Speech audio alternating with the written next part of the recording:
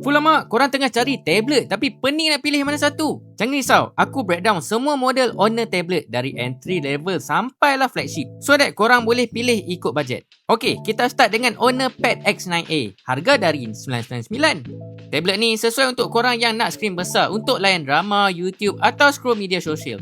Skrin 11.5 inci, 2.5K, refresh rate 120Hz. Warna pun vivid betul. Bateri 8300 mAh, boleh tahan hampir 12 jam playback. Kalau korang nak LTE version, ada juga tapi harga tinggi sikit. Naik sikit bajet, ada Honor Pad 10, starting 1499. Tablet ni balance semua benda. Skrin besar 12.1 inci, resolution 2.8K dengan 120Hz refresh rate. Bateri besar 10100 mAh dan chipset Snapdragon 7 Gen 3. Sesuai untuk student ambil nota, kerja ringan ataupun gaming casual. Let's say kalau nak version LTE, dia juga ada tapi korang tambah sikit harga. Next, let's say kalau korang jenis layan movie atau entertainment, Honor Pad V9 ni memang ngam. Harga dia $1999, ada 8 speaker dengan IMAX Enhance. Untuk speaker support DTS-X dengan high-res audio. Skrin 11.5 inci, 2.8K, refresh rate 144Hz. Memang cukup power untuk gaming. Untuk kerja kreatif juga pun best sebab ada stylus dengan precision tinggi.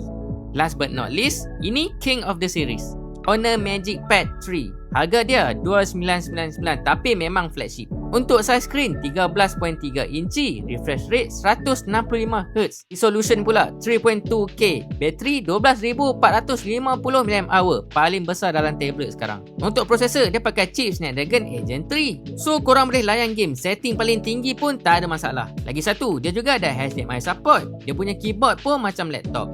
AI features semuanya lengkap. Senang cakap, kalau korang nak tablet yang boleh ganti laptop ataupun nak all-in-one powerhouse, inilah dia. Dan semua model Honor tablet ni dia datang sekali tau dengan keyboard dengan stylus free. Dah tak payah beli asing-asing. Plus, semua support ekosistem Honor macam Magic Ring, Honor Dock, Notes dengan AI summary sampailah cross OS sharing.